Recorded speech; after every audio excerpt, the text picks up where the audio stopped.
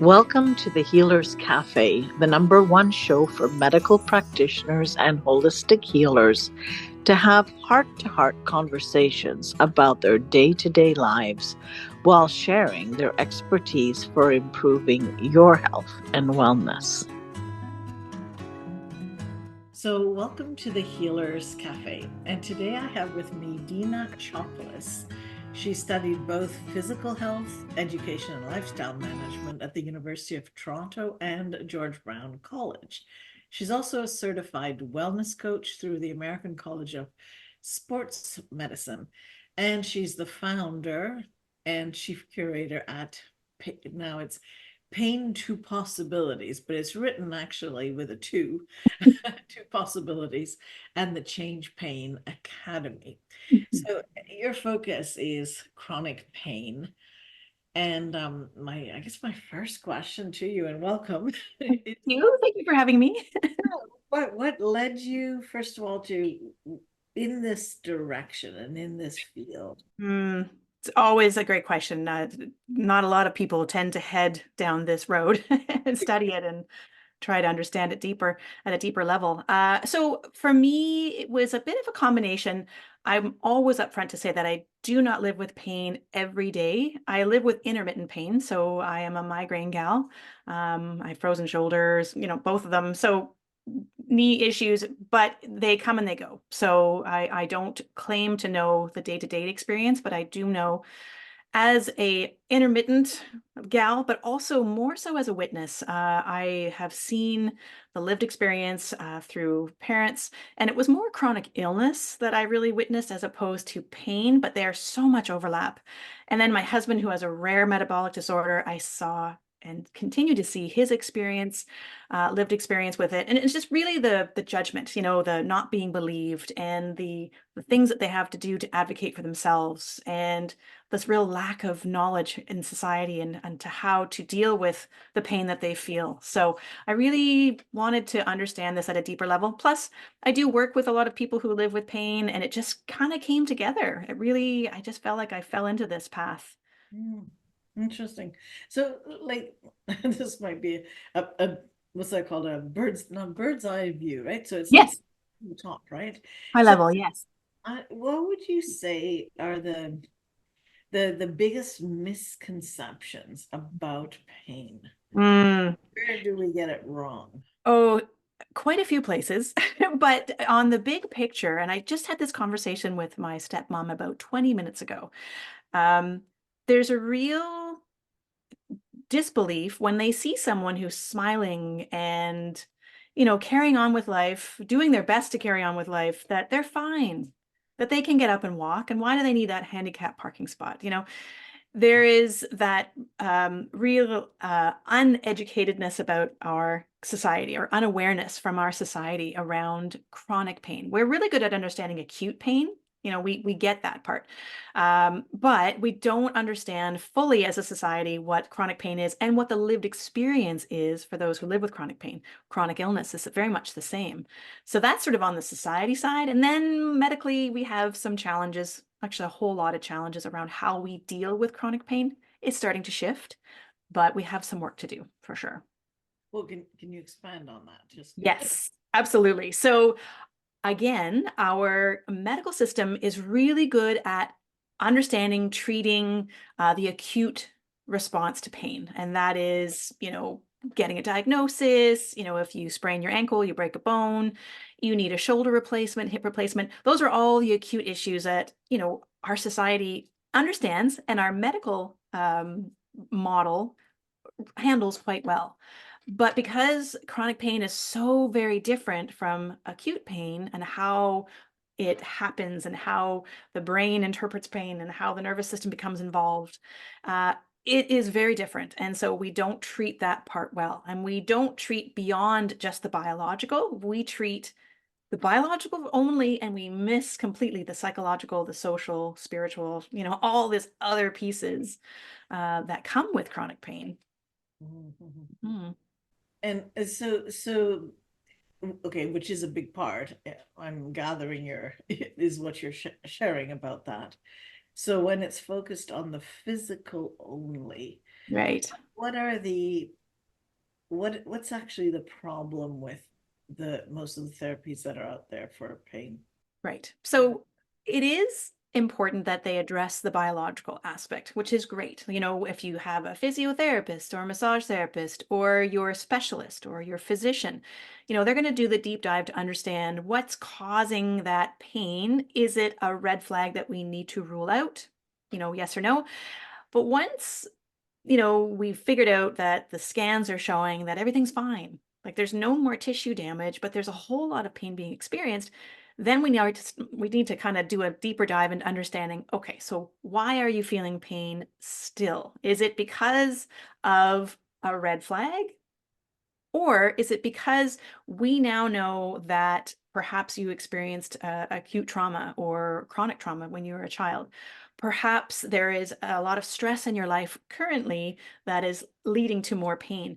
Perhaps you're in a relationship that's not as secure. Perhaps, you know, financially you're struggling. I mean, there's everything matters when it comes to chronic pain. And when we don't necessarily treat that part of pain, pain won't go away. And so, you know, there's a big piece that we're missing. And then there's that social piece, which is that isolation and that loneliness that a lot of our community feels because they can't get out as much with their friends because of the pain. They're fearful to participate in life because of the pain. It's just what pain does to us. So, Mm. yeah. So why do you think that that's not looked at as Mm, much as it should be? very good question. First and foremost, I believe that our good doctors and nurses are doing their darndest. I don't think it's a problem of them not wanting to help.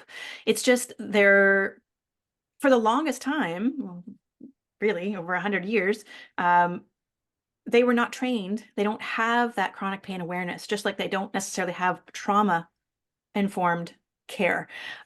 It's not necessarily as person-centered, the care, as it could be, A, because they don't have the time. You know, our system is set up where you're quick fix, you're in, you're out, you get a quick conversation. I know you know that well with your practice. And also just that unawareness. You know, veterinarians actually get more chronic pain training than do sort of our older generation of physicians. Again, it is starting to change, but even still, if you were to ask a good portion of our physicians, they would say, I really wish I had more chronic pain education or more exposure to how to treat the multi aspects of pain.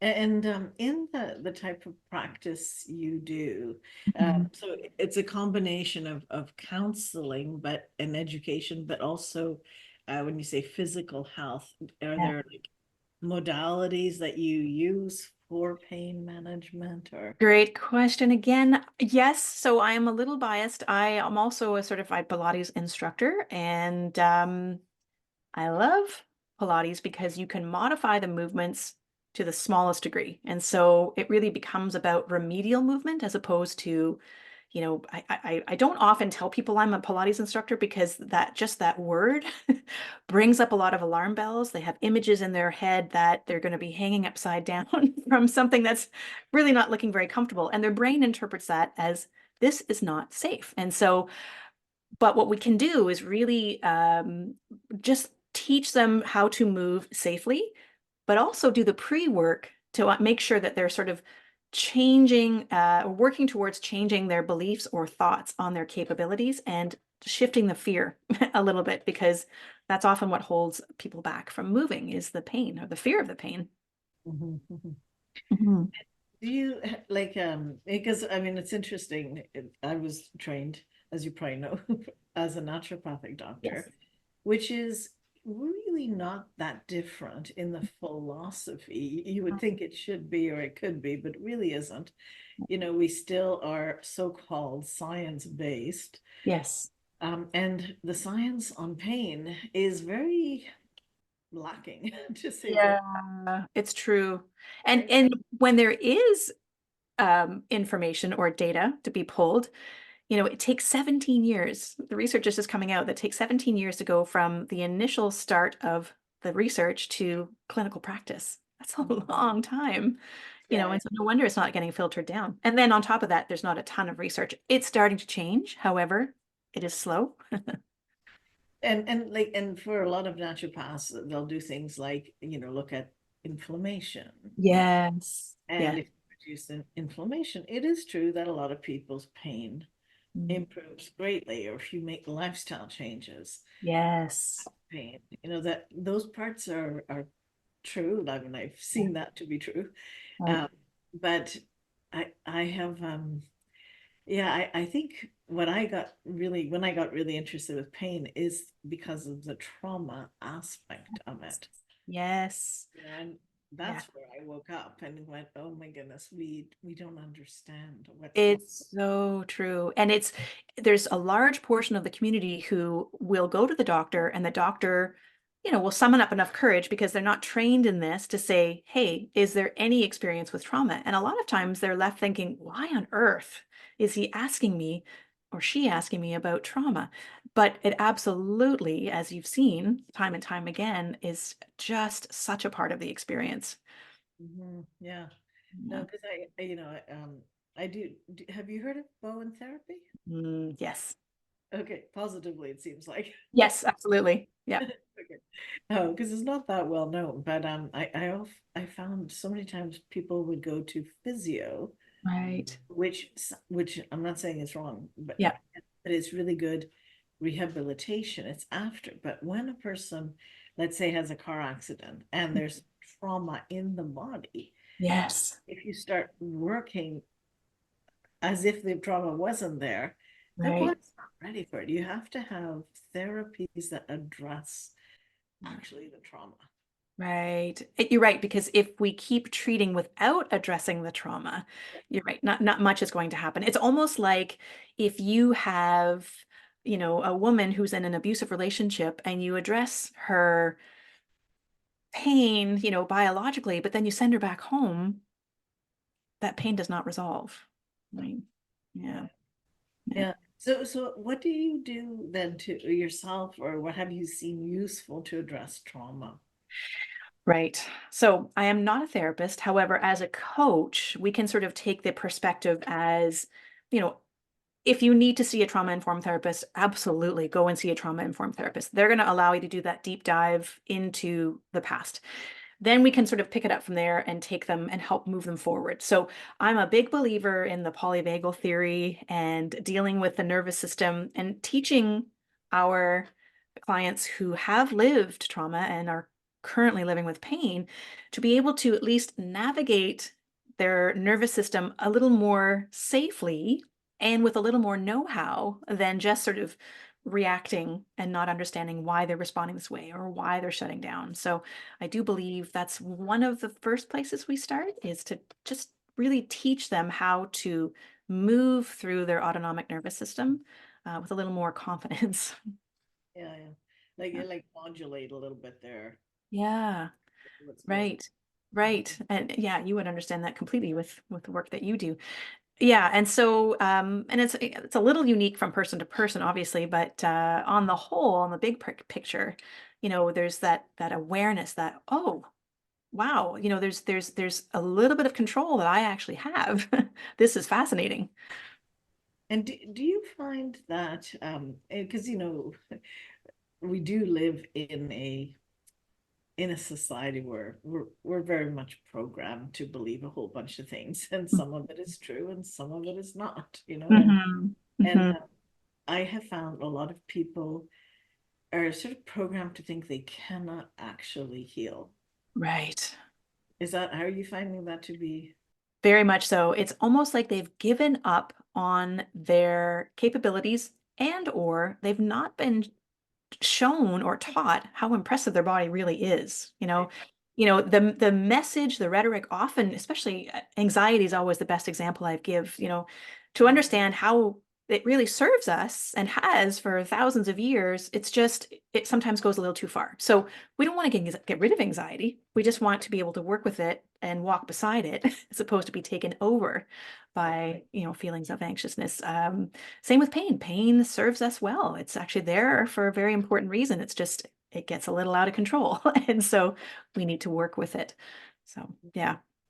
But do you think that, I mean, I guess I'm looking in my experience, because when I started, I didn't actually know Right. what could be healed what the body Mm. can really do. It's like you start, you don't know, you read it Yeah. in books, Right.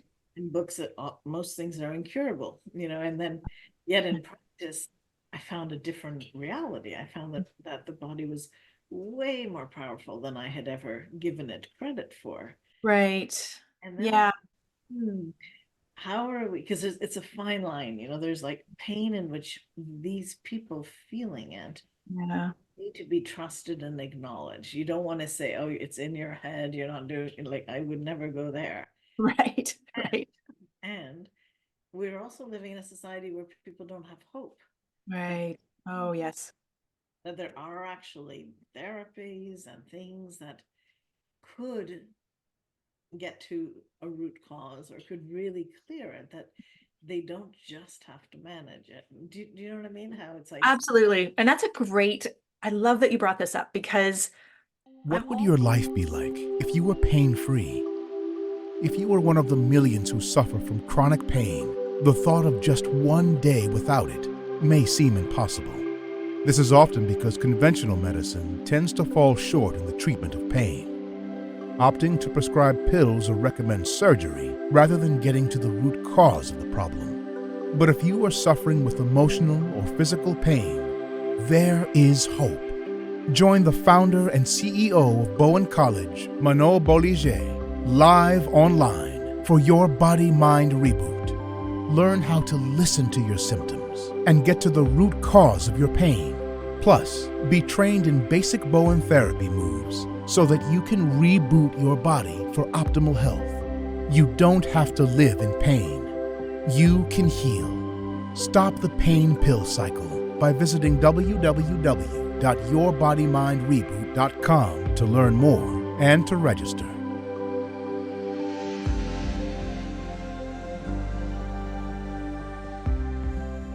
I'm always, how you mentioned you feel like you're just starting, or not that you're just starting, but when you started, you were just starting. And I always feel like I'm just starting because there's always so much to learn, right?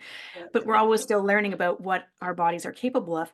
And the word healing, unfortunately, I feel like it's been hijacked, it's by the medical community. So there's a lot of people who just don't believe that they can heal. Now, healing can take many different forms, as healing relationships, healing spirituality, healing tissue.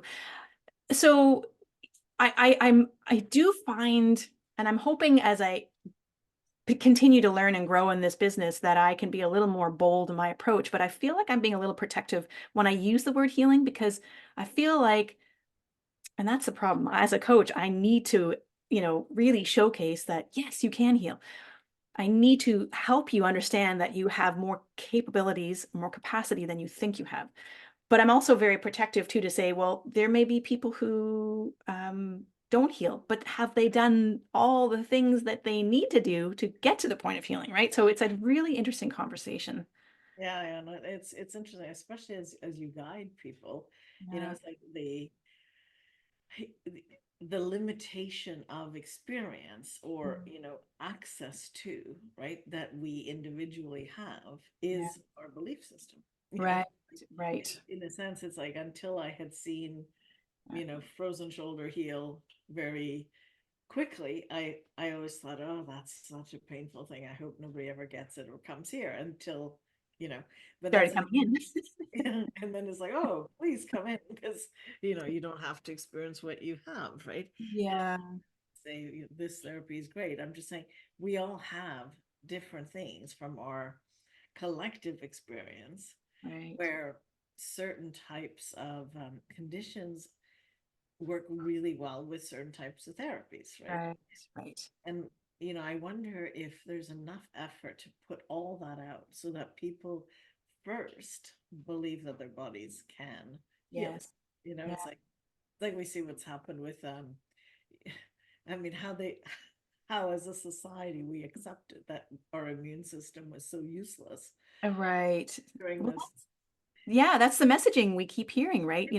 Um, there's nothing more we can do, or there's Yeah, I do. I think that's one of the gaps we need to fill. And that's what I worry about, is that the messaging is just so dire. And no wonder a lot of people don't have hope, because the way that the messaging comes across, whether you're getting your diagnosis or your images, talked about with your physician, there's a lot of direness to the conversation, and the way, and words really matter.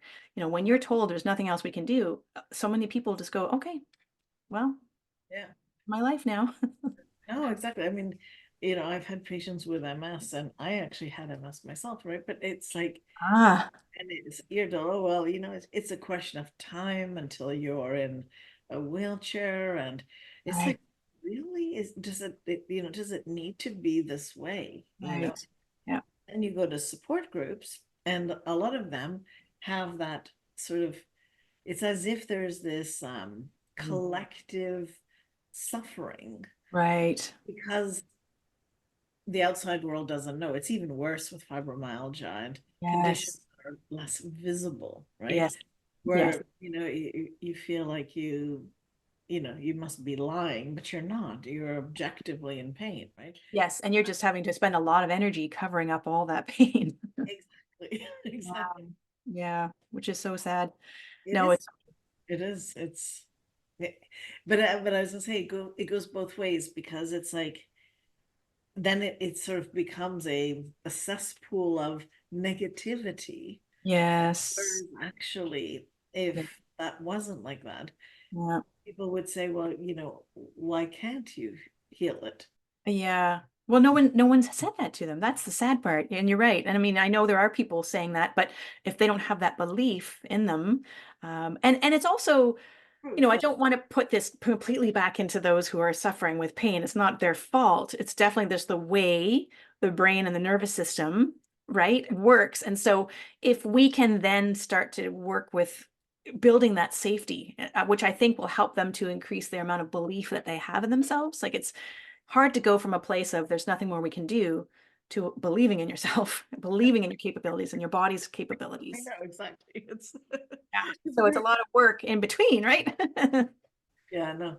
That's Yeah. why it's an interesting field, and I think Mhm. it's I mean, in my humble opinion, it's one of the fields that has the biggest amount of work that can be added to it. I agree. And the challenge of trying to gently nurture people to a point where they believe that this is a possibility as well, Yeah. That's Well, always that's part of it, right? That is part of the relationship that, gets forgotten. yeah, So many therapeutic interventions, right? Whether right. it's drugs or even physical stuff, Yeah, sometimes patients get hurt, you know, right. and there's Right. no explanation of why you have to have pain. No, you don't. No. Wait, not, anyways, it's a very interesting thing. So what has been the most like remarkable, eye-opening experience in your how long have you been doing this? Hmm. I still feel like I'm starting, but I've been doing it for officially 5 years, unofficially about 12. So, to call myself a chronic pain coach, that's been about 5 years. Took me a while to figure out that's actually what I'm doing. It's Right. crazy.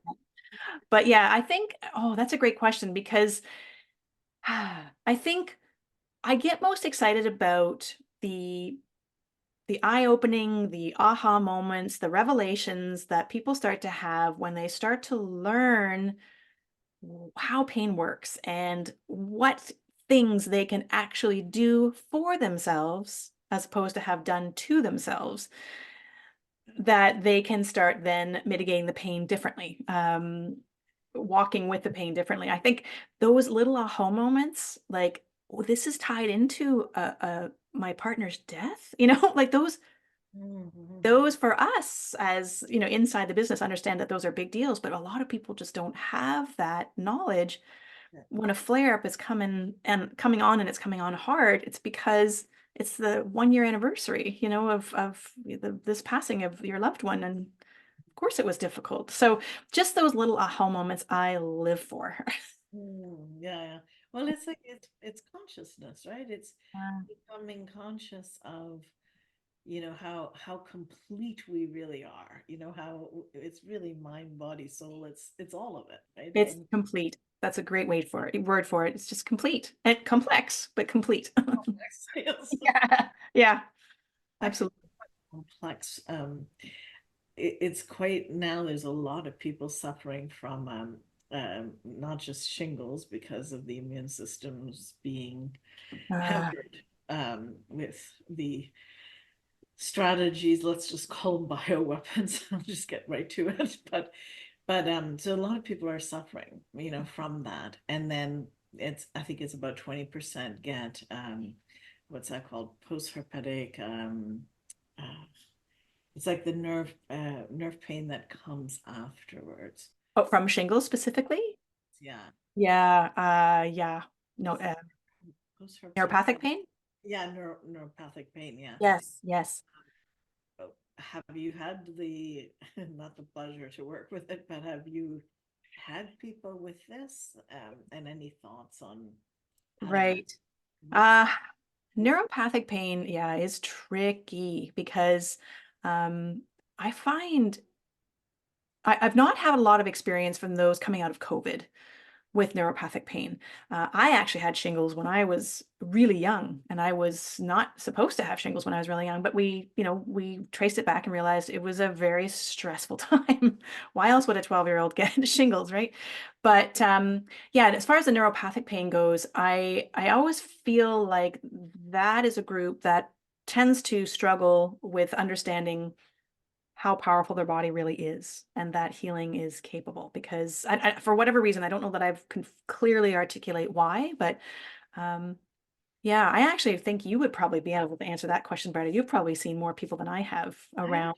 I haven't. It's Yeah. interesting. And then, Yeah. due to this whole thing, I've lost my practice, right?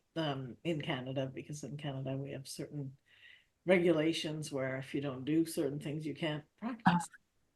So, so I actually don't know. I just know that it's rapid, but Yeah. I really had just Yeah. an odd case, and I've used homeopathy, Good. but I thought there might be other things, yeah, that could other management tools that people. Sure. And sorry, I probably should say, I think one of the tools I will tend to lean into when it is neuropathic pain. Sorry, I don't know why I didn't mention this earlier, but is really, again, working with the nervous system. So what sort of control can we do? So, the whole sensitization around pain, that whole hypervigilance. If we can find ways to the whole mindfulness piece, the whole meditation piece, or at least just listening to something, even if you don't want to call it meditation, we have a session where we can calm down that nervous system. And also, that's where the polyvagal theory really comes in beautifully too, is how can you sort of pinpoint where you are? Are you currently feeling that energized state of that fight or flight? Or are you feeling like you're in shutdown? And if you are, what can we do to help bring you back to more of that energized state? Or how can we help you to conserve a little more energy so you're not getting into that shutdown state? At least to help the nervous system not overreact and get into that deeper felt sense of neuropathic pain. Yeah. Yeah. Yeah, no, I think, yeah, you're saying it's awareness in part. Very much so. Yeah. Mm. And just being, taught that, your body is really doing this for a reason.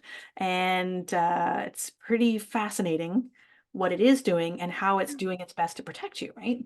Well, what is the reason? Right. So, right, as far as pain itself, we know that pain is a protector. So, and I'm sorry, you probably know all this already, but it's your body's way of really trying to just keep you safe. It's what we've done for thousands of years. It's your brain interpreting safety or danger. And so pain is really very effective. It compels us to do something or not do something. So. Yeah, but you wonder though, when people are in it chronically. Yes. I analyze pain. Different. Yes. It's different, right? It is Yeah. different. It is. You're absolutely right. It is the system now backfiring, almost like an autoimmune system, going a little wonky. It's overprotective. And that's, Yeah. yeah, Yeah. need to work with that. So, Yeah. That's what I'm thinking too. I mean, on that level, it's, and whether you work with it through the body or through the mind, it doesn't yeah. matter. But in the end, that's where we're trying to get to, right? Exactly. And it's good to do both. You're doing your top to bottom approach and bottom up approach. And the fact that you're combining the body with the brain is fantastic. What we should have been doing all along, but we haven't. So, yeah. Whoever thought, I think it was Descartes actually. Yes. Yes. You're right. It was. Yep. And way back when. So the spirit to the church, apparently, right? So he could have the rights to the body. Oh, I didn't know that. Came from my TEDx talk. Yeah, good idea. Okay, well, I guess final words and how people could potentially work with you, or I don't know. I forgot to ask you where you're even located. No, that's okay. I'm just outside of Toronto, a little suburb called Oakville. Oh, yeah. But I'm primarily online. So, we do a lot of group coaching. I have a free community that people can come in, and it's really not a support group. I do not want this to be like a Facebook group where people are just talking about their pain. This is creating deep, meaningful relationships and connections to help them sort of help each other, as opposed to me trying to be the expert coming in and saying, well, this is what you should do. They already have that enough. So it's a free group. We're just getting started. They can come in and Pain to Possibilities is the name of my company. The website is also pain2possibilities.com. All the information is in there. So a couple different programs online that they can work with me through as well. Excellent. Okay, well, thanks very much for spending time and letting us know what's available. Well, thank you for this awesome conversation. Seriously, it's always nice to talk to someone in the business because there's so much to talk about. Yeah, that's right. That's why I love it. Yeah. So thank you so much. Thank you for joining us at the Healers Café. If you haven't already done so, please like, comment, and subscribe with notifications on, as I post a new podcast every Wednesday with tons of useful information and tips for natural healing that you won't want to miss.